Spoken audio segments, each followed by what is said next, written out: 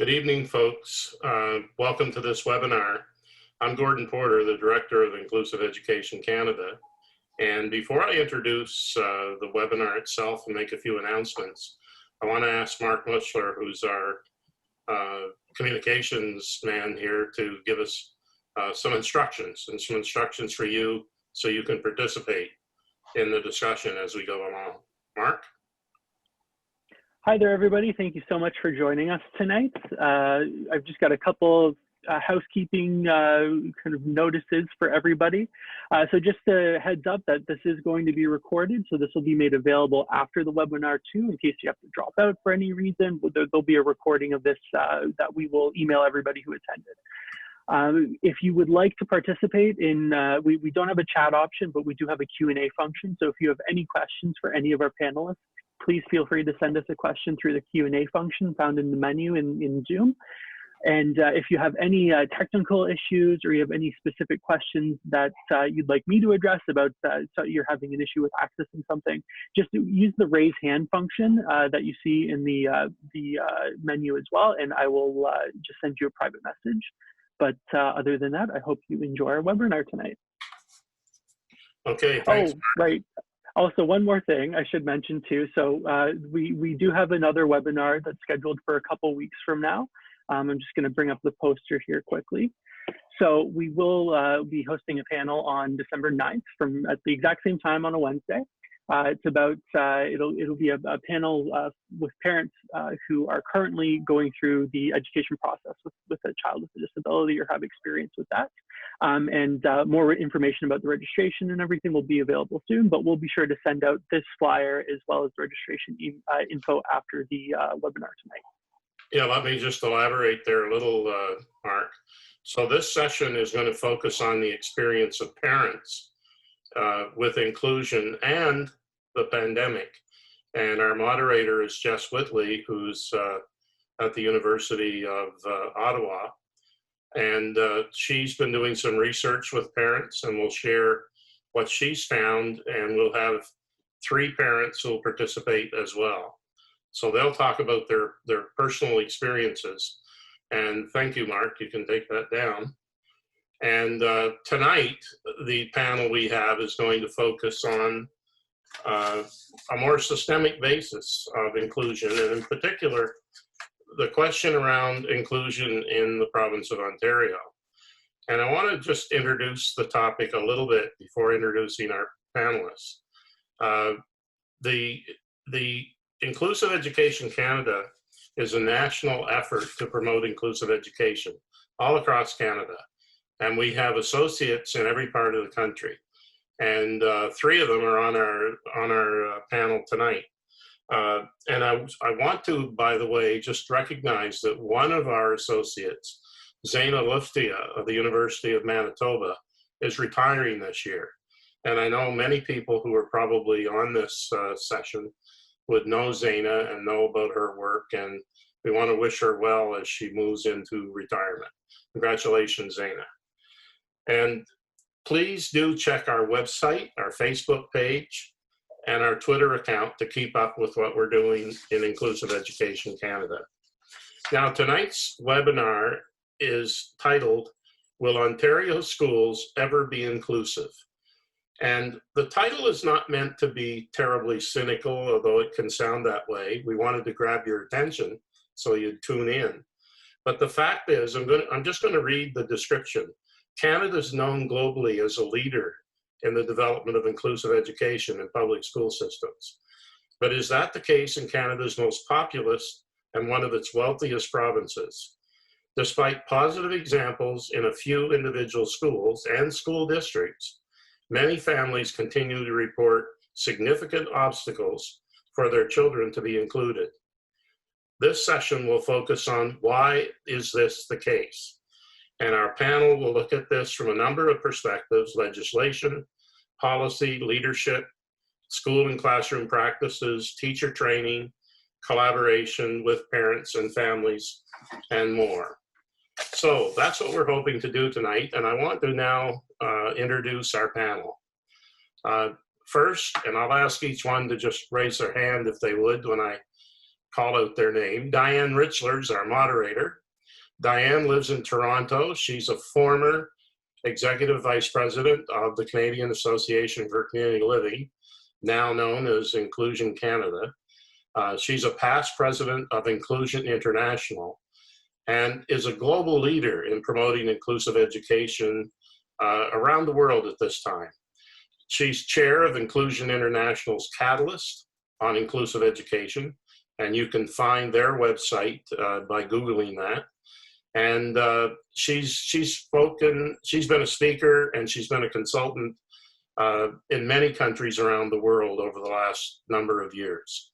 So we're very grateful that Diane can bring her Canadian, her Ontario, but also her global perspective to this discussion. Second is Sheila Bennett. Welcome, Sheila. Sheila's professor of the Faculty of Education at Brock University in St. Catharines.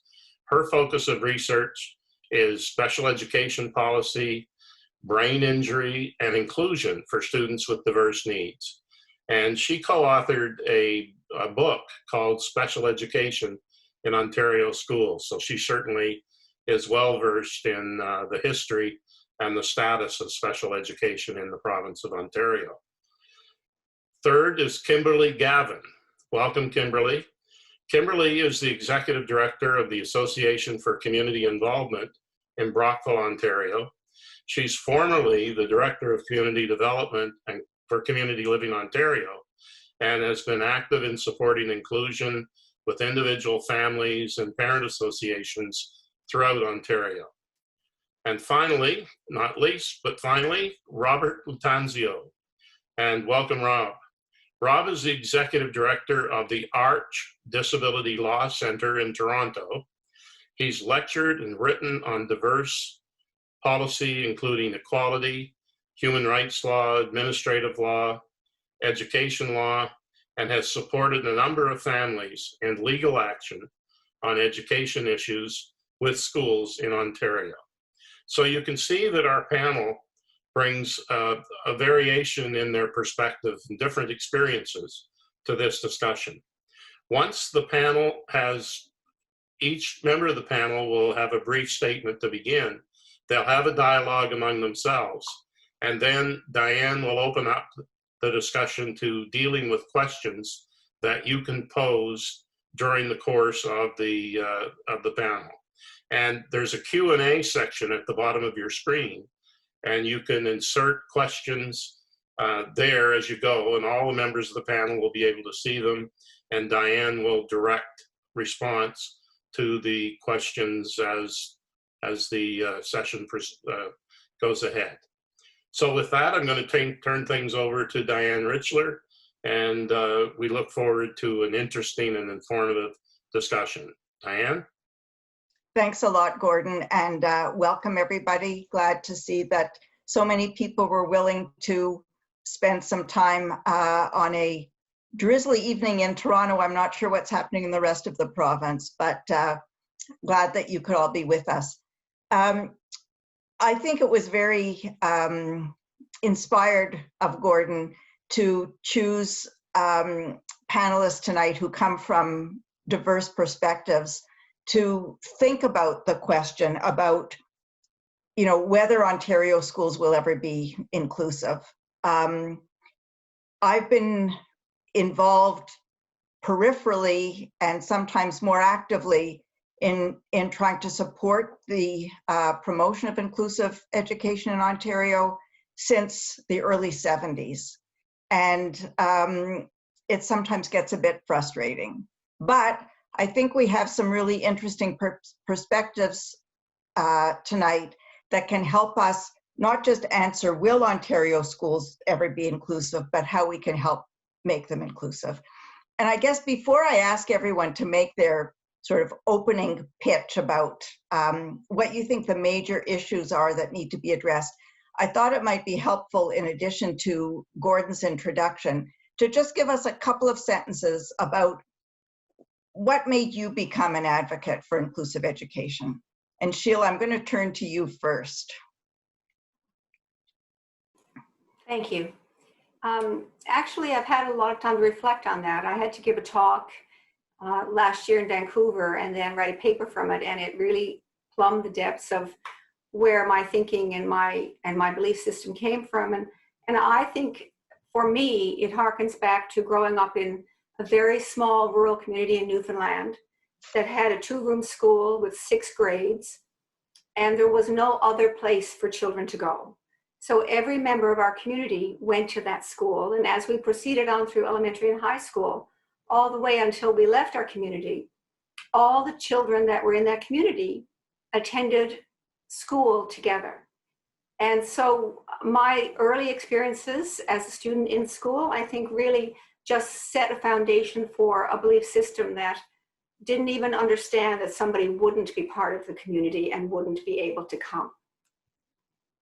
Thank you, Sheila. Rob, how about you?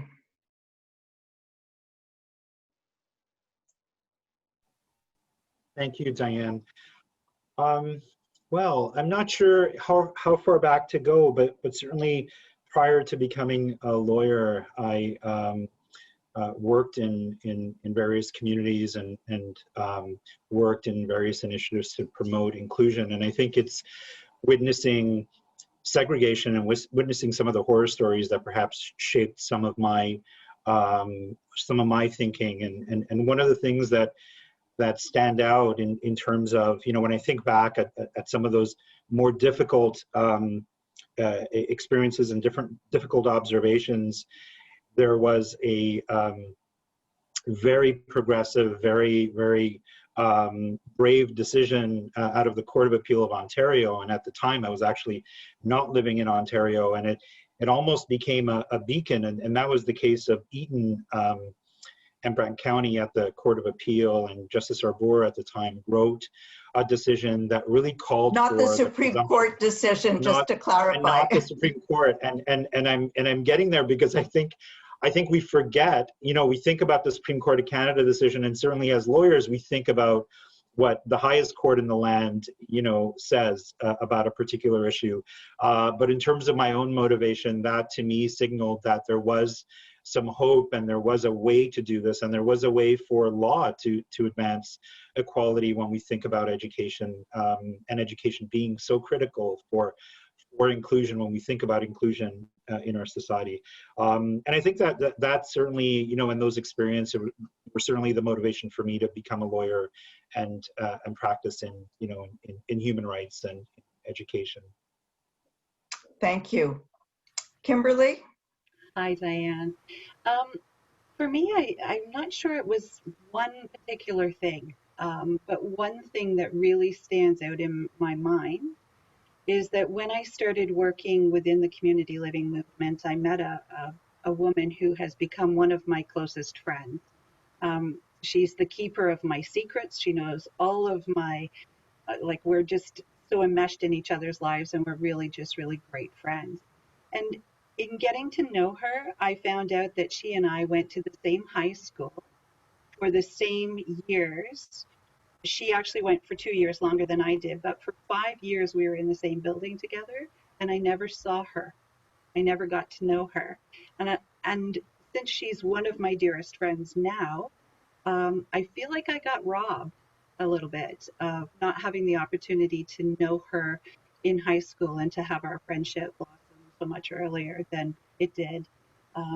So that's one of the things that sort of stands out for me. And then I hear that same story over and over and over again, that people don't get an opportunity to know others and be known by people in their high school. And so I think we can do better. And so I just want to be part of that conversation. Great. Okay. I'll add one short word about my passion for inclusion. And that's because when I first started to visit inclusive classrooms, it was when my kids were young and they were in elementary school. And I thought a lot of what they were doing was really boring. And yet when I went to places where they were really including diverse groups of kids, those were the kinds of classes that I wanted my kids to be in. So that's still my belief, that schools that will include a diverse range of kids are the ones that are best for all children. That's an introduction. I'm going to go in the same order. and just get you to reflect on the question that's before us today about, will Ontario schools ever be inclusive? And Sheila, we're back to you, please.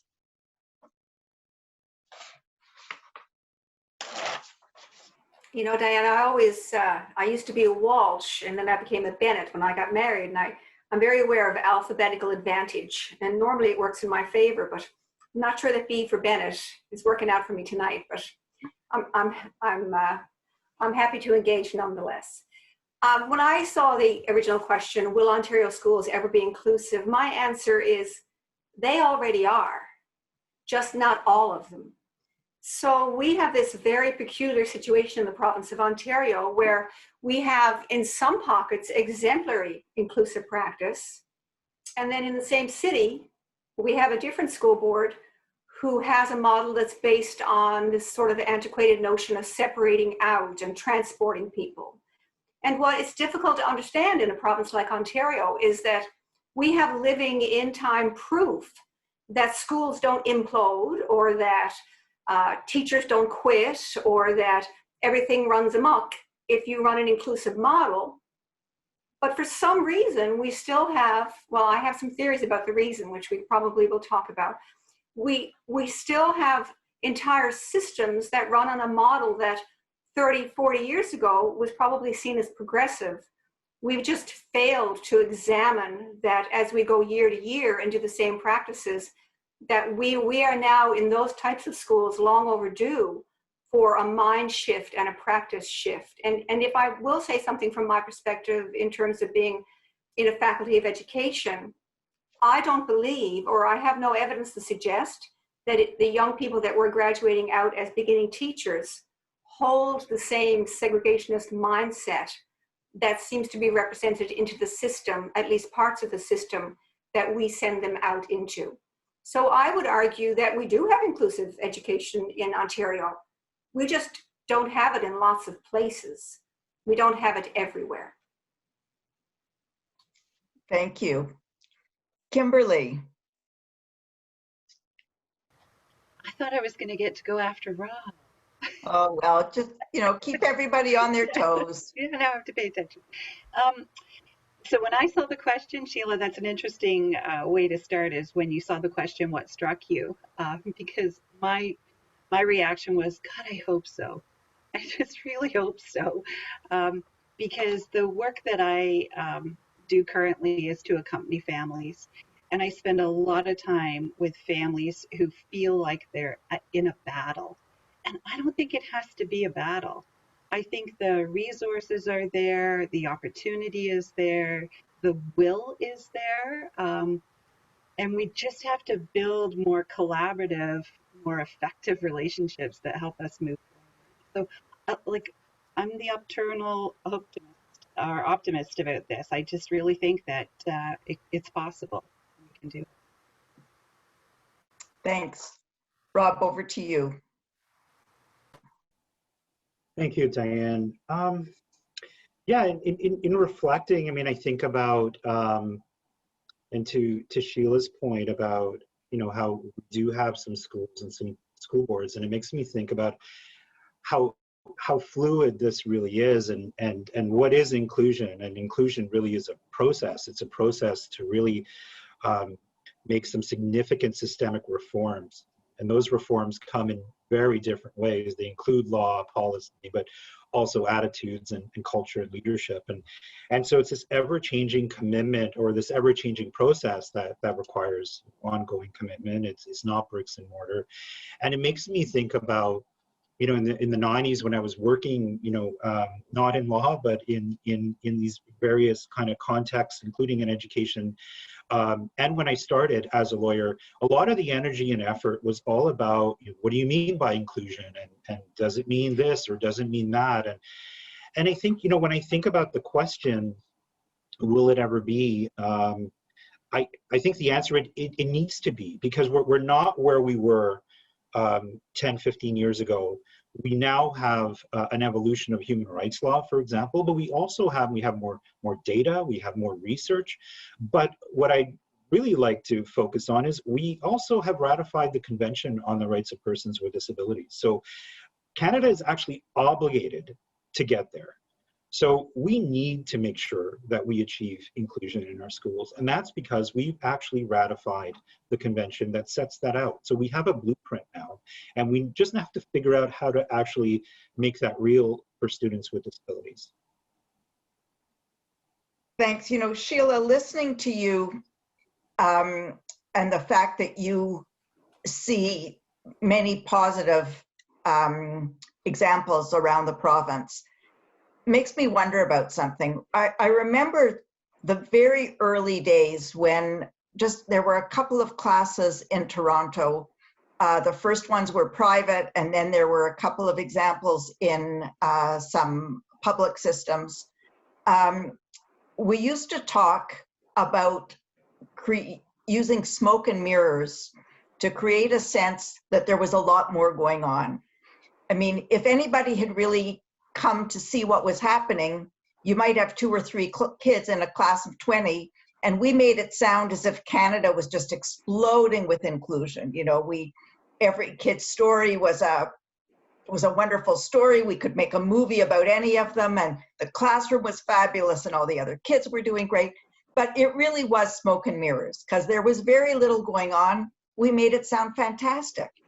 What you said makes me feel as if we're doing the opposite now, because I'm not hearing all of those stories. The stories I hear are of the parents who are fighting, the people who go to Arch and turn to their local associations and to others to get help. Why aren't we, why isn't the whole greater than the sum of the parts? Why aren't we getting any sense of the success of inclusion? That's an excellent question. As you brought up different things pop into my head around in terms of response. And I think we have these examples of good inclusion, and my argument would be, if it can work in one place, why can't it work in another? If we can do it in one place, why can't we do it in another? So, you know, Rob had talked about sort of this notion of standardized across the province, rules, regulations, legislation. And one of the things that seems to be happening is that our legislation in terms of interpretation is very porous and can be very autonomous to each school board. So, you know, a number of years ago, a colleague of mine and myself wrote an article about the beginnings of special education in Canada. And one of the things that happened in Canada was that if you were a larger urban center, you got special schools prior to anybody even conceiving of the notion that somebody with a disability may attend an educational institution or a school. And that became sort of an infrastructure for a service delivery model that was based on expertise. And we became hubs of expertise. When other boards in other provinces joined on, they may have lacked the same financial backing as some of the larger boards in urban areas.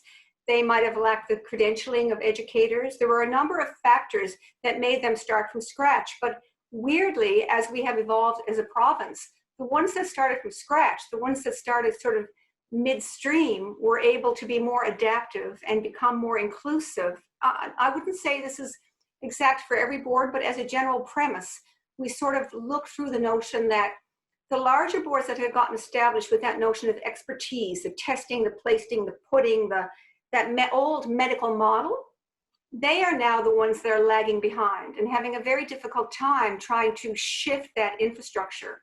You know, I once gave an example at a conference around, if you're in a place like Newfoundland, where I grew up, and you see a problem coming, as if you're, you know, if you're in a small dory and there's an iceberg, you can go, oh, an iceberg, and turn.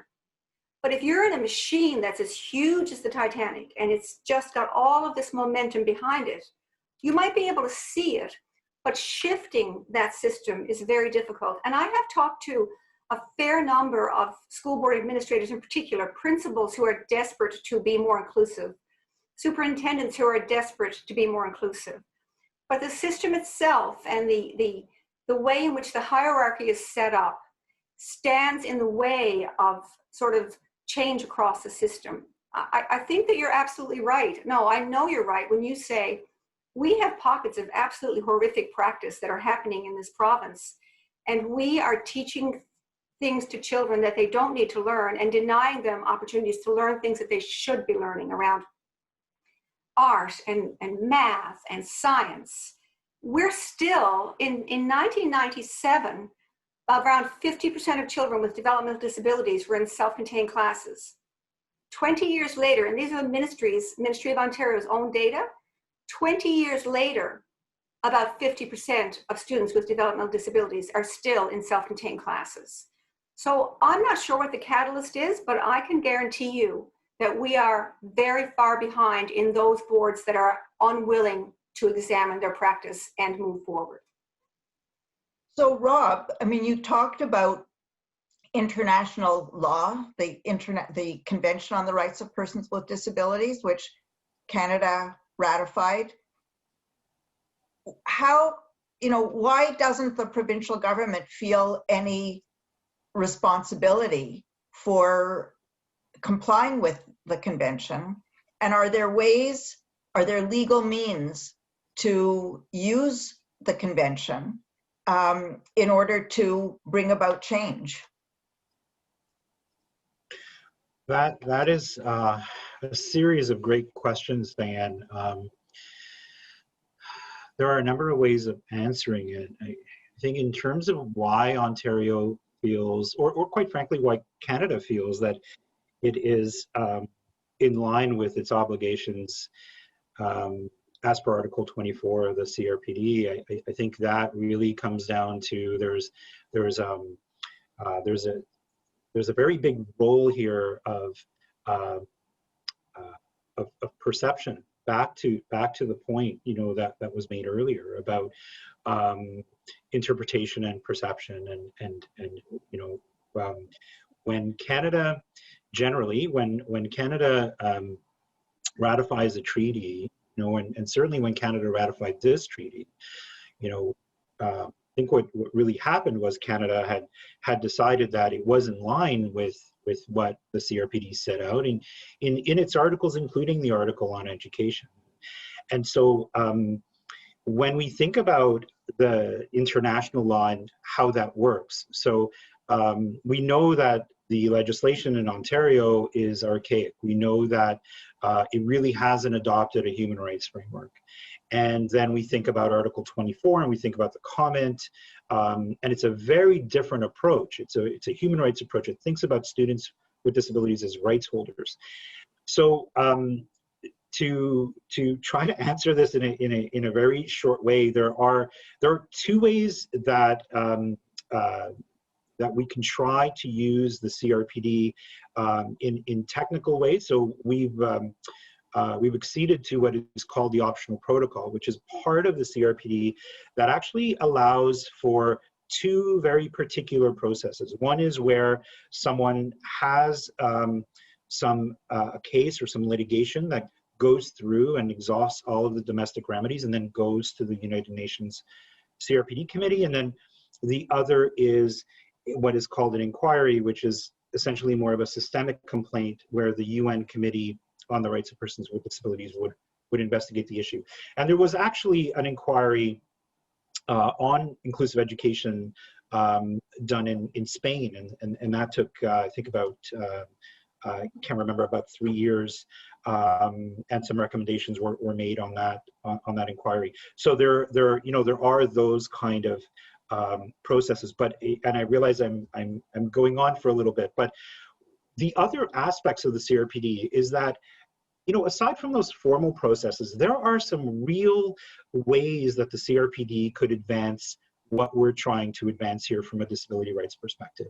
And one of them is the very fact that it allows us to really rely on a blueprint, on a definition, like we have it there and our country has ratified.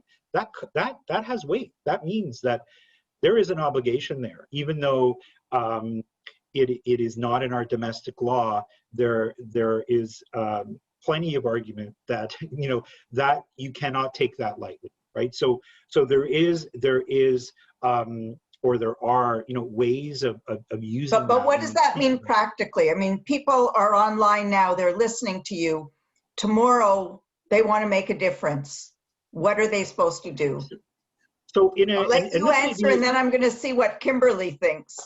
Sure, and I think, you know, and maybe this isn't the practical answer, but a more practical way of doing this, again, more perhaps from a political perspective, is that along with the CRPD comes a review of Canada. So the UN CRPD committee reviews Canada. We're now in the middle of our second review, and the civil society, you know, continues to put together a parallel report, and part of that is education. And so to give you an idea, and I'll just A short idea, a really yeah, quick a really idea. short idea. So in 2017, after the first review, the UN CRPD committee actually had stated that they have ongoing concerns about the persistence of segregated special education environments in Canada, and they list, you know, a number of concerns and a number of recommendations that Canada, you know, needs to consider and will need to respond to in the second review.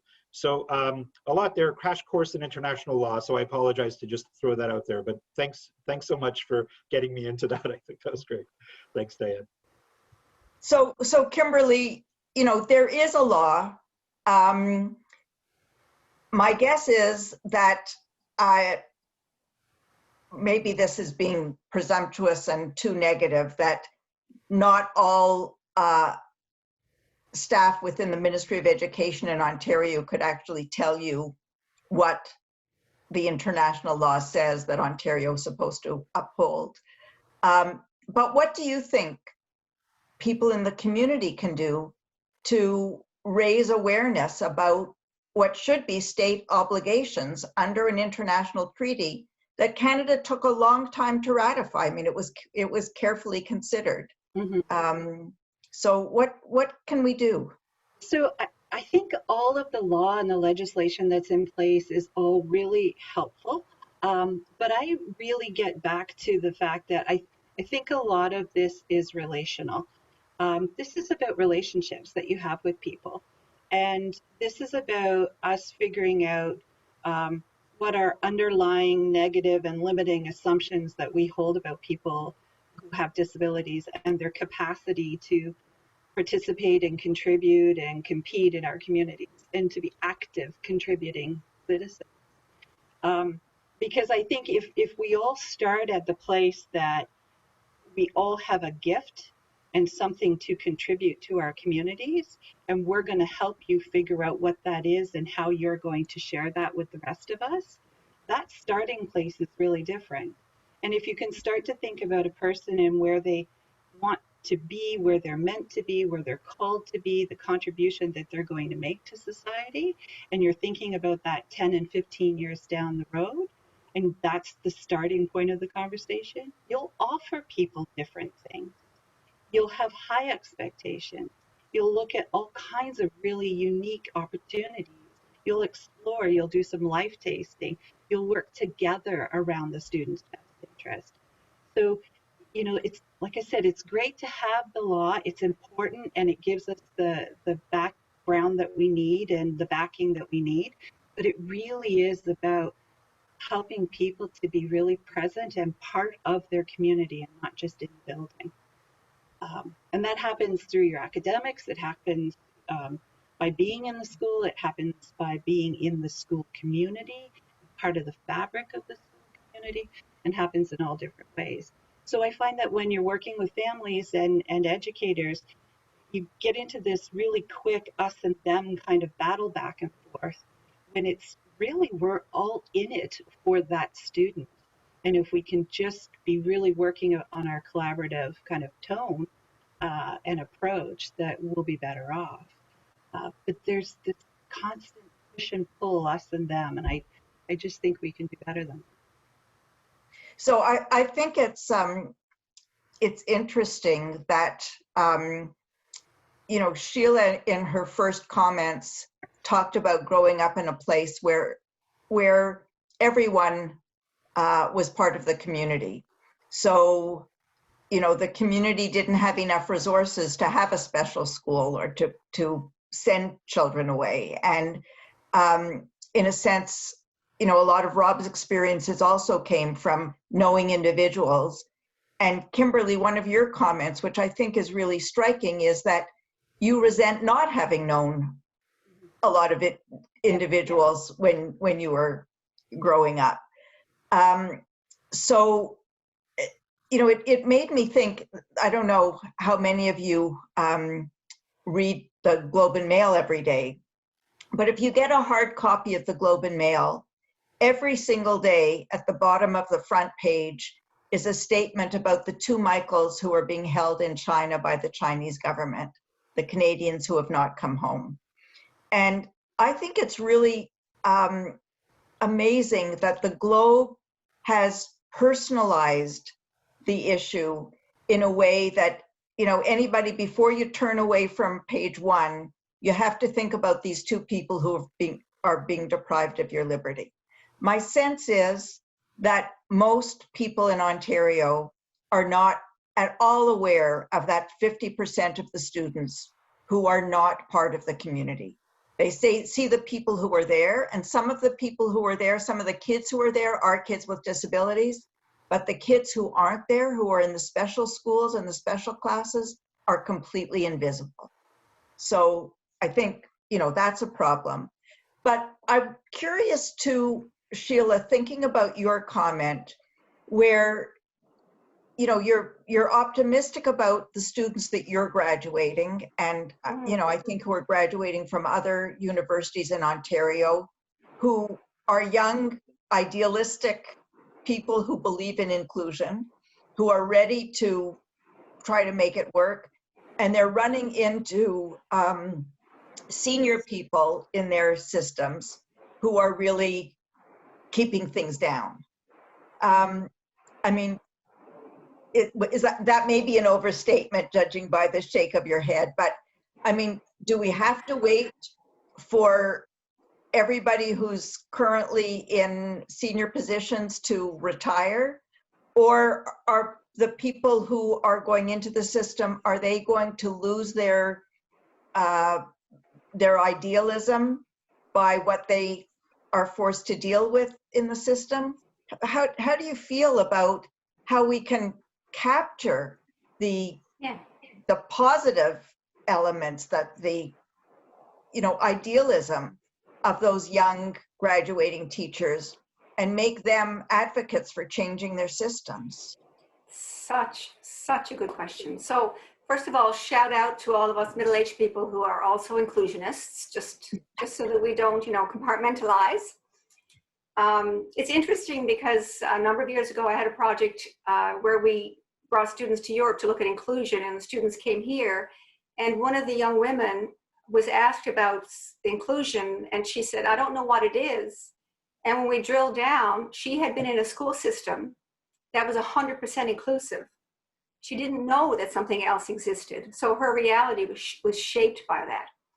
So I think that we right now, in terms of our history with all of the kinds of social change that are going on, as long as we're silent, we're complicit in this. We are allowing students to be hidden away. We are stunting their potential. We are denying them access to social capital, to other people, to curriculum, to actual curriculum. There's conversation in Ontario about making a special class curriculum just for kids in special classes. And my response to that at the meeting that I was in, you can only imagine how I responded. It was, we have a curriculum. It's called the curriculum. We are keeping people living in poverty because we don't allow them to have social capital, job opportunities. I often tell the story of my son who got a job in grade 11 folding clothes at the Bay at Christmas. Trust me, Diane, he did not get that job because of his exemplary clothes folding ability. He got it because he had social capital, because he had a friend who had an aunt who worked at the Bay, and on and on. So while we're doing all that, while we're complicit in allowing that kind of degrading and awful, horrific practice to continue, I'm not sure how many times we have to teach someone how to make a sandwich or do a load of laundry. While we're allowing that to happen, we're also denying generations of children in the province of Ontario the kind of experience that Kimberly talked about. And as somebody in my age group, Kimberly, that's still a painful memory for you, that you were not allowed to have access to people with diverse abilities. So we're doing damage to the students that we're segregating, but we're also doing damage to the students who don't have the opportunity to understand that people and brains and bodies work in different ways. And I'll just finish by saying that a lot of people are now making the point, as we're an aging population, that because we have been so rigid in our definition of who belongs and who doesn't belong, that as we age and our memory starts to fail and our bodily functions start to go awry, the amount of shame and the amount of hiding and the amount of distancing we do from people who are different is coming in on the tail end from all of the shame and segregation that we knew when we were children in a bygone era. And it is time for that to stop, for not just children in schools, but for all of us as a country. Thank you. We've already had a number of questions come in, and I'm trying to quickly read them and summarize them. One question that came in, and I'll let any of you answer this if you're interested, is wondering whether the Ontario Ministry of Education is perpetuating a medical model with its focus on a categorical approach versus a non-categorical approach. Maybe, Rob, that's something that you could answer, because it certainly comes up in terms of how the law would look at issues. I would love to at least start us off on this. Thank you, Diane. And it kind of takes me back to the point that was made earlier about our education system, our Education Act. It's almost a snapshot in time, you know, and it really hasn't evolved. And so if we think about our human rights law, and every student is a rights holder pursuant to our human rights code, we think about the duty to accommodate and how that's evolved in the classroom. But if we think about the Education Act, it is truly a medical model framework, right? It really just thinks about the identifying, right, of a disability, and then we figure out where to put them, right? And that really, you know, when you kind of pull it all apart, that's the core of it. And if you think about the current Education Act and how there's such an emphasis on that whole process around IPRCs, and yet there truly is almost nothing except for a short 30-day sort of timeline around the individual education plan, the IEP, which effectively is truly the way that we start to think about appropriate accommodations for the student and what would work and what wouldn't. And so when you have a legislative framework that doesn't bother with appropriate accommodations and what's the process and how do we investigate and how do we engage and how do we consult and how do we make sure that those accommodations are provided in a timely way and they're meaningful and we check in, but they're really just thinking about, let's put a label on you and let's figure out where to put you.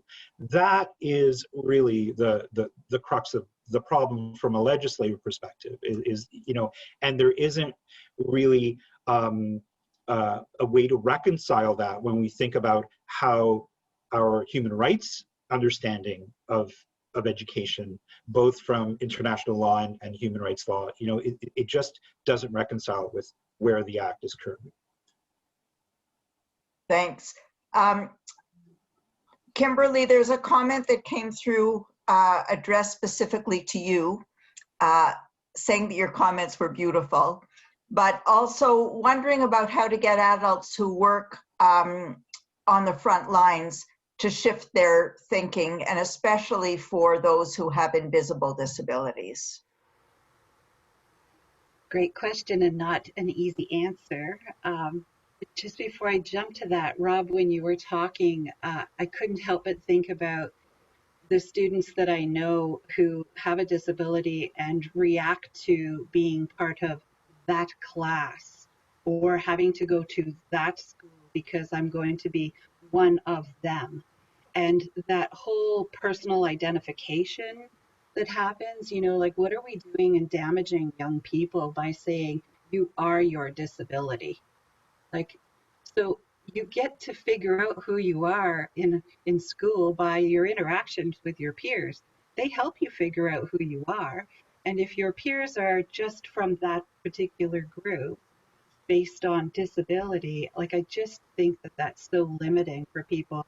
And when we get people in the room that have had that lived experience, the heartache is, and the pain is raw, like it's raw to the bone. So I just felt like I needed to bring the student perspective to your comment as well.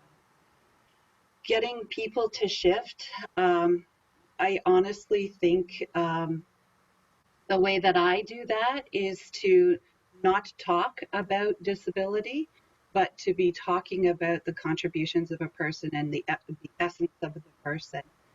I'm always helping people to think about what the vision is that you hold for your student, whether you're an educator or the family member, and trying to help them understand what the person dreams about, and then focusing our energy there, because you will teach what's important and relevant if you use the vision as the lens.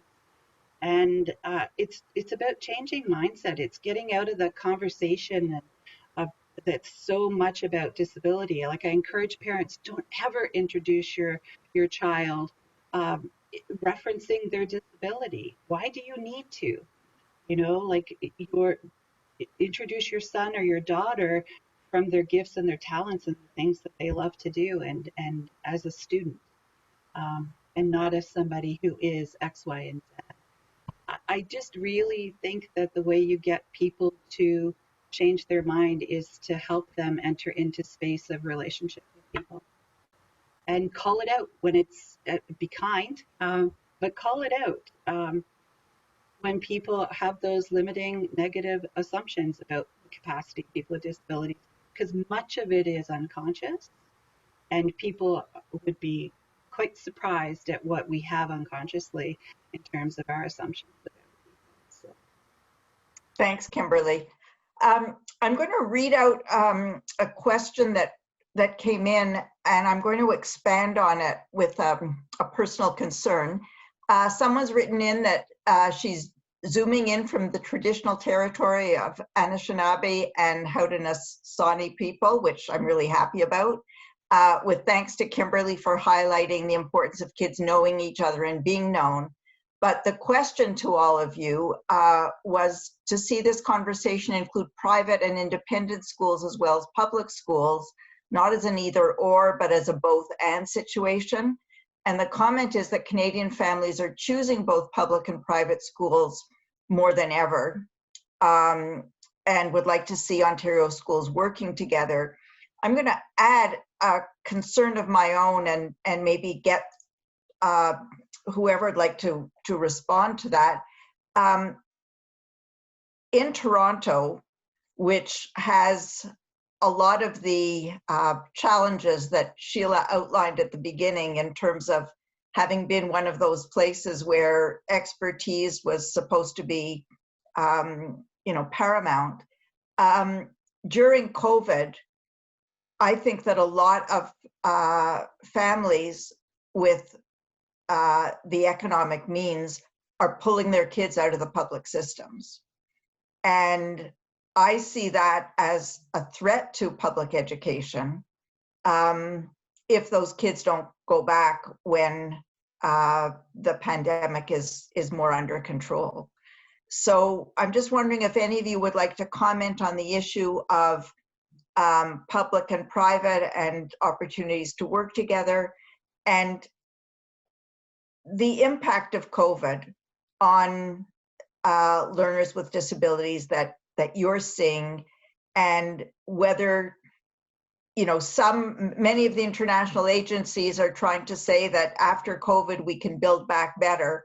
And certainly, a lot of the school systems in Ontario have been completely disrupted because of so many kids doing online learning and the difference in the quality that's available to kids with and without disabilities. So thoughts on public-private, thoughts on the impact of COVID, and thoughts on whether we can build back different when the pandemic eases. Someone want to take a stab at that first? If you don't mind, I'll just talk a little bit about the COVID piece, only in terms Sure. of intersectionality. And what the COVID piece is really telling us is that issues like poverty, issues like access to high-speed internet, so rural versus urban, access to people being able to have caregivers at home, or in terms of size of family and transportation and those types of things. There's going to be a lot of research that will come after the fact, but certainly disproportionately children with special needs are being affected more in terms of many, many issues. Some of those being the learning gap. So how big a space there is when the learning is not taking place, disruption of routines. And I would say in support of the people in education that I know, and Diane, you had said it earlier, no, I think it was Kimberly had said it earlier, there are some wonderful and remarkable things happening too. There are principals and educators and teachers who are driving to people's homes and supporting people individually and dropping off materials and resources and trying to be innovative. I think that the impact of something like COVID, if we could make a system that worked better, that recognized that we needed to do some things differently, that would be wonderful. I'm a little concerned that we'll slip back into, but there will be this learning gap that will be more significant for some children than for other children based on multiple factors, only one of which is the virus itself. Well, one of the things that I've seen happening internationally is because of a fear of children with disabilities having a wider learning gap, that in fact there are suggestions that those kids should be grouped together. And an idea that was being played with in New Brunswick about teaching at the right level should be implemented, which has the threat of suggesting that kids who are functioning in quotation marks at the same level should all be educated together. So I guess what I'm looking for is there anything that we can capitalize on from the disruptions in the system now? Sometimes disruptions can lead to really positive change. Is there anything we can take advantage of? We've seen some really interesting things happen where families have become more active in their family members' education, simply because they're either not in school or they're doing the synchronous learning piece back and forth. One story that's quite interesting for us was of a young woman who was denied co-op opportunity through the school, but now has taken to doing basically the equivalent to a co-op on her own, and beautiful things are happening in terms of her learning and opportunities that are coming from that. And so it's been a very telling kind of moment for the family about what has worked and what has not. And they're hoping to be able to use that as a go forward when they return. Other family members that we hear the stories from, have talked about being able to really identify the smoke and mirrors. A lot has been said about what happens in classroom, and then when you've asked for that to come home, the materials that you're getting just don't connect in the story. So I think that people are getting a sense of what each other have been struggling with or working towards. There are opportunities, but there are also growing frustrations about the lack of gains some students have made at school that they have made at home. So it worries me, but that's when I get back to that. So what are we going to do about the collaboration? Like, I really think that we need to be really open to the feedback and then responsive to change. We need to recognize and acknowledge the mistakes and create a tone that's less combative and more cooperative. And like, what are we going to do? What do we know today that we didn't know yesterday that we can use for tomorrow? And just use that kind of tone. There's a comment that came in, I think, that is similar to what you've just said. A woman has written, so my granddaughter's in a regular class. She has an IEP and she's on her own program. There's a self-contained classroom in her school and her close friends are in that class. She wants to be with her friends, and the special needs coordinator thinks she would get a better education in that class. I keep saying no, but I don't know how to get the best education for her. I've hired a young girl as a tutor. I do not want her segregated. Reaction, Sheila? I see you shaking your head. I just have a lot of movement. It doesn't necessarily mean anything, but human beings are adaptive creatures, and we learn by what we see around us. We develop social relationships. I know I once did a talk, Kimberly, I think you were there. We talked about this thing called soft spaces, where kids learn how to be with other kids, not necessarily in math class or in English class, but they learn in between class. When you're walking to gym, or when you're going out to recess, or when I tell a story about my piano teacher was playing the piano and yelling at us in high school, and she fell right off her piano stool and landed on the floor. And when you go to a high school reunion, that's a soft space. That's what you talk about. So you have to think about when you immerse somebody in an environment, they're picking up, we're as human beings, our brains are picking up what's around us all the time. So we have to stop thinking about school as a place where people go to learn to read and write and do math, and think about school as a place where people go to learn how to be an adult in an adult world and be as functional and as fully formed as we could possibly make them.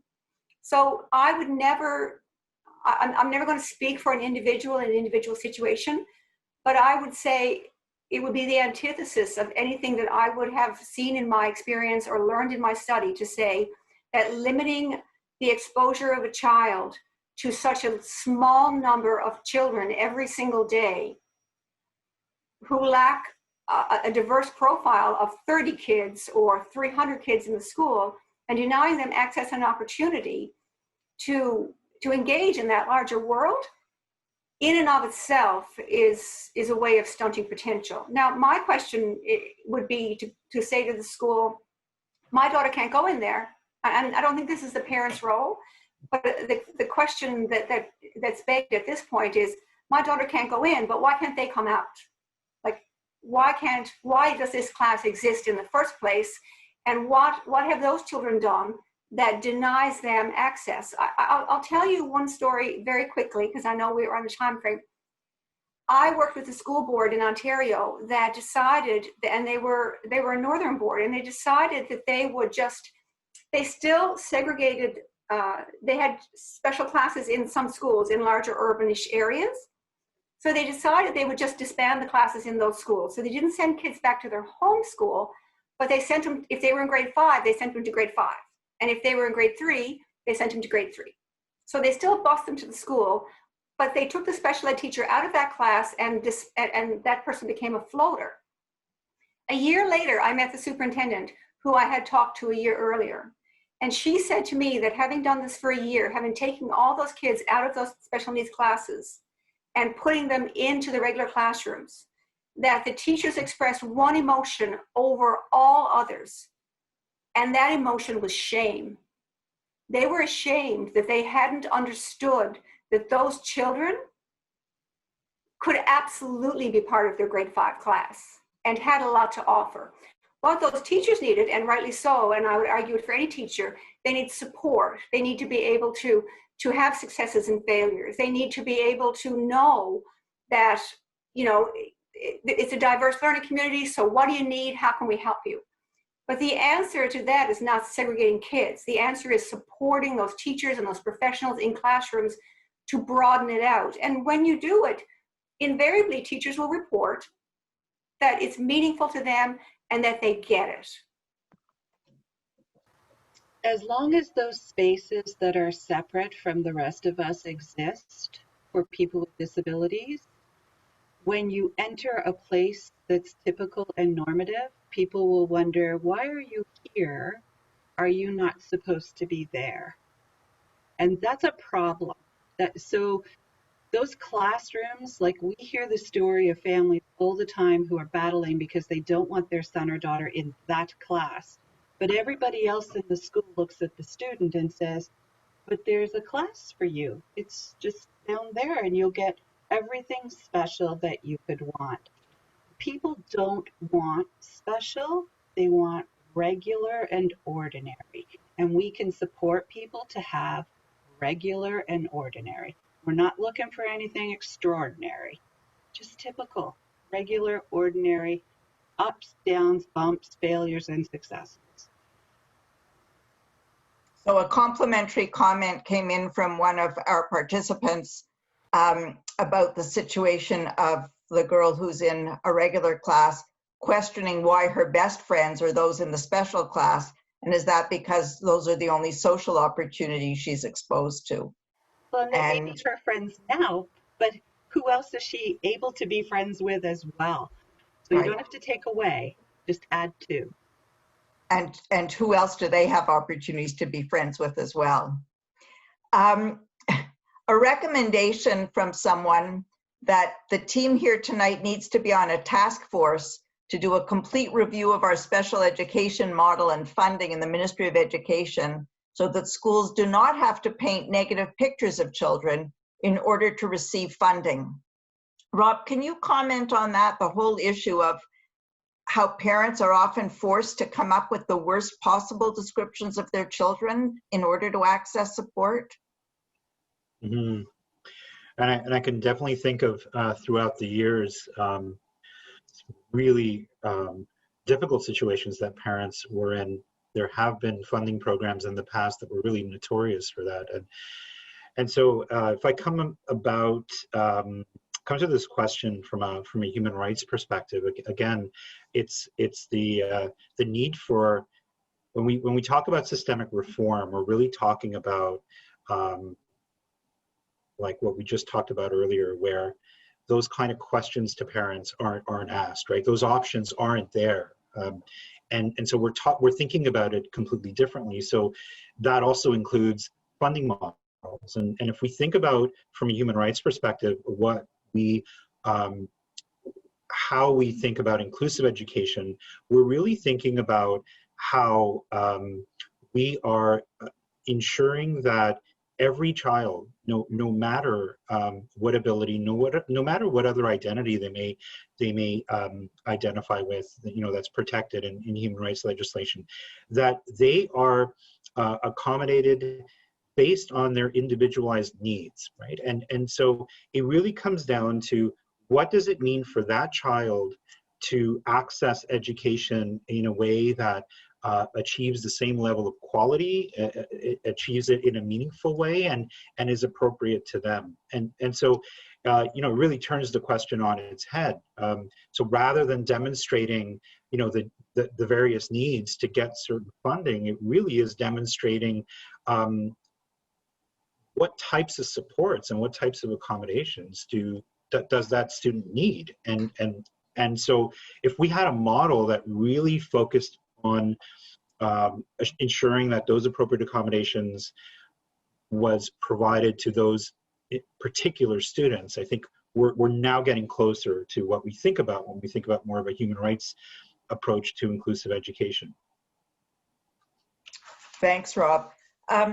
There was a question that came in asking if there's a documented process on how boards have transitioned from a segregated model to an inclusive one. And I'm going to refer you to a paper that Gordon Porter co-authored with David Towell called The Journey to Inclusive Schooling. It's available through Inclusion Canada and through Inclusive Education Canada. So maybe at the end of this session, Mark, I will ask you if you can let people know how we can post a link so that people can get a hold of it. That's just one example, but I think it gives some really interesting examples of how schools and systems have been able to transform themselves. Okay, we already have a link up from Inclusion Canada to everyone, so that's great. Sheila, we had another question for you, specifically asking about examples in secondary school, good examples of inclusion. Can you give us a couple? I can actually. So our research team at Brock worked with the school board in Ontario that did transition. And one of the things that they found out at the secondary level in particular was that the credit granting at the secondary level was always seen to be an impossible endeavor when we talked about children who were previously in self-contained classes. So if you can imagine, children had gone through the system in self-contained classes. The original plan for the school board was to grandfather through the high school, starting with grade 9 for inclusive classes. But many of the high schools in that board decided they would just do it for all of them. And what we found was that, because we were participating as research partners in their evolution towards inclusion, that the credit granting increased exponentially. So teachers who were teaching language arts classes and music classes and phys ed classes and art classes could look at the curriculum as it's presented by the Ontario curriculum documents. And there's a lot of judgment in there around what constitutes. So for example, in some of the arts curriculum, one of the goals is learn to be a good audience participant. So what the teachers found was that there was all kinds of mechanisms in place once you had some support and some assistance in more innovative curriculum planning, that their credit granting ability as a secondary school expanded exponentially. And the teachers were, for the most part, with some very committed people who were against it, but for the most part, a vast majority of those teachers were excited with the notion that a child they had previously thought would never even come into their class was now not just coming into their class, but getting the credit in the high school class. So the world of possibilities is open if the world is open. If it's not open, then we can never understand what might have happened. Thank you. I'm thinking about going back to our question, the challenge to us about will Ontario schools ever be inclusive? And I think we have a group of optimists because Gordon Porter only likes to befriend optimists, I think, that people who are committed to working for change and help to make it happen. I'm just wondering if each of you could make a comment on what are 3 big things that you think could happen to bring about change in Ontario, whether it's changing policy, whether it's changing law, whether it's changing public opinion. But, you know, there are people clearly who are participating tonight who want change to happen. What kinds of things would you encourage them to do? Can you think of 3 things? I'm going to put you on the spot, Robert, and ask you to go first.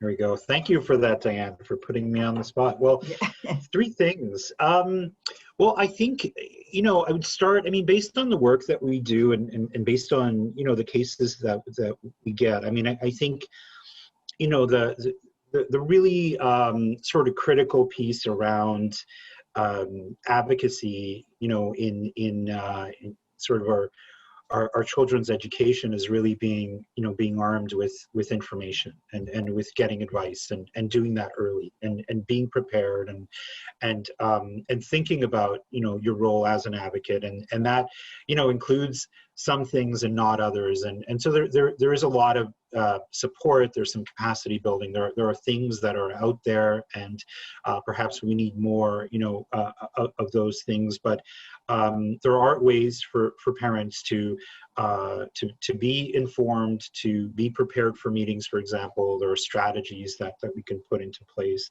and so on.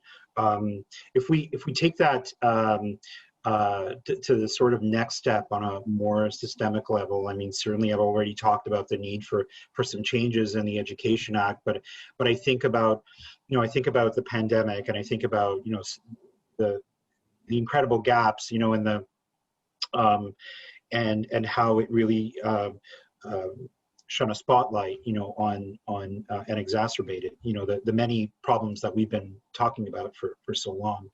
And so I think about exclusions and how that is still happening, and that is the ultimate extreme. When we talk about inclusion, we talk about the complete opposite and extreme, which is exclusion, which is really when children are not allowed to even access the school.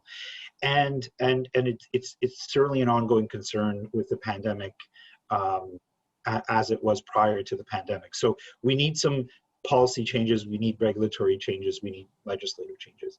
I think in terms of the larger picture, and kind of starting with how I started anyway around the convention, I think we also need a national strategy on inclusive education. We need some guidance there about how will Ontario and how will other provinces implement Article 24, and that should mean the same thing. For example, New Brunswick has legislated inclusion and no other province has. There is a need for national leadership.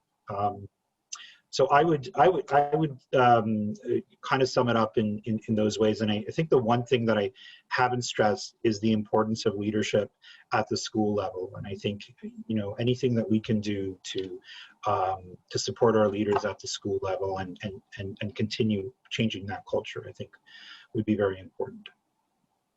Okay, thank you. Kimberly, can we hear from you? Sure. I'll leave my points more to the families that might be joining tonight. I think that it's really important for people to know what they want before they go to the school. So knowing what you want before the menu is offered to you, being really clear about your vision for the future. I think it's like right from that very first entry point to school, you need to have that, what's going to happen when he's 21 or 25. I think that seeing allies or seeking allies and champions in your educators, but also in other families, and aligning yourself with other families, not going it all by yourself, not doing it alone. I think that's really important. And resist slipping into that disability language and description of your child. Resist it at all costs. They can natter on about whatever they want around disability, but you present your child the way that you want your child to be experienced. And there are really good allies in educators. And so being a little forgiving and a little humble and a little sort of less combative sometimes might help in some situations. Thank you. Sheila. I agree with Kimberly 100%. One of the things that I had listed was make friends. Make friends who can support you, particularly when you feel as though you have a barrage coming towards you. And I also agree with Kimberly. I think people go into special education because they have a desire to help people, but sometimes we need to help them understand that transition can switch to inclusive helping. One of my PhD students did her entire dissertation on former self-contained class teachers who pivoted over to be inclusive class teachers. And the skill set that they brought to the regular class was amazing and overwhelming. And they were all unbelievably happy in the end, in terms of, so they could recognize that many of the things they had learned as a special needs teacher translated beautifully into the regular classroom. So I think systems need to understand that. They have a lot of skill. It's not a vilification of people who teach special needs classes. It's taking their resources. Gordon always says, when you have segregated special ed, you're segregating the expertise as well. So bringing that into the forefront. And I'll end off by saying I learned something over the last 30 years, and it's 3 words: bamboozle, bully, and blame. And parents need to understand that there are 3 levels of conflict. First is bamboozle. So when you're a parent, you feel bamboozled a lot, like, the School Act, the Regulation Act, the Suspension Act, and then there's bullying. Why you should put your kid in here, it's a special place. And then there's blame. What's wrong with you that you're not doing this? And once we identify that as a characteristic and a way of being, we can put it someplace else and focus on what our goals are and what our aims are. And I would say not just friends, but there are a lot of remarkable organizations in this province who will help parents out and help families out and advocate with them and alongside them. So, you know, finding your people and keeping up the fight and understanding when you're being blocked, those are really important things to try to remember as we move forward. Thank you. I'm just going to read one last comment that came in because it's kudos to the panel for being brave and attempting to respond to excellent and challenging questions. But the perspective is that work should be at the grassroots level, helping one class and then one school and then one board, work more with teachers and parents cooperatively as a community, and focus less on the ministry and higher level stuff.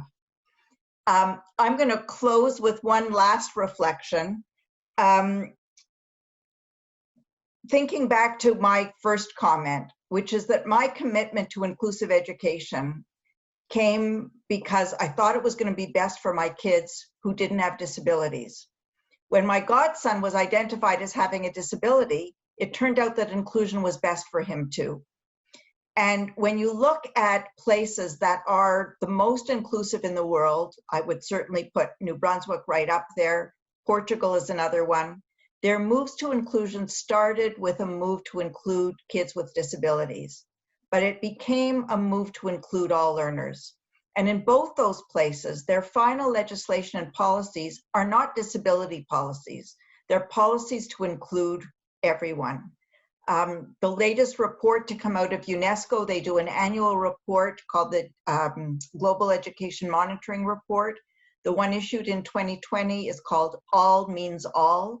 And it's a radical move by UNESCO to say that systems of education need to be responsive to all learners, regardless of what they bring when they arrive at the school door. And I hope that that's something that we can really think about, that I think the contribution that families of persons with disabilities, teachers, special education teachers, people who are fighting as lawyers within the community living movement, the things that we're doing to promote inclusion of kids with disabilities can improve education for all kids.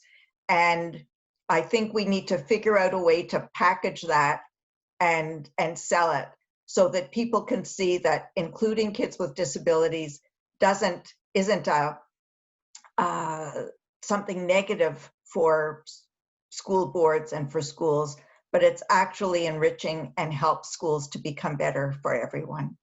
So thank you all. The panelists were definitely put on the spot, but they rose to the occasion. And I thank you all. And I think Mark wants to make a last comment. Well, let me first thank all of our panelists and Diane for participating and remind people that we're having another webinar with parents being the voices you'll hear in 2 weeks' time, same place. Keep in touch with our website and Facebook page and Twitter. And anything final from you, Mark, or it's just over and out? Thank you everyone for participating. I just wanted to remind everyone that I'll be sending around an email with the link to the next webinar in it, as well as a participant survey. So we are happy to hear any feedback that you have to improve the webinars that we're doing. And I just want to welcome, or thank everybody as well for attending tonight. It was really great to see you all. Thank you so much. See you next time. Thank you, everybody. Good night.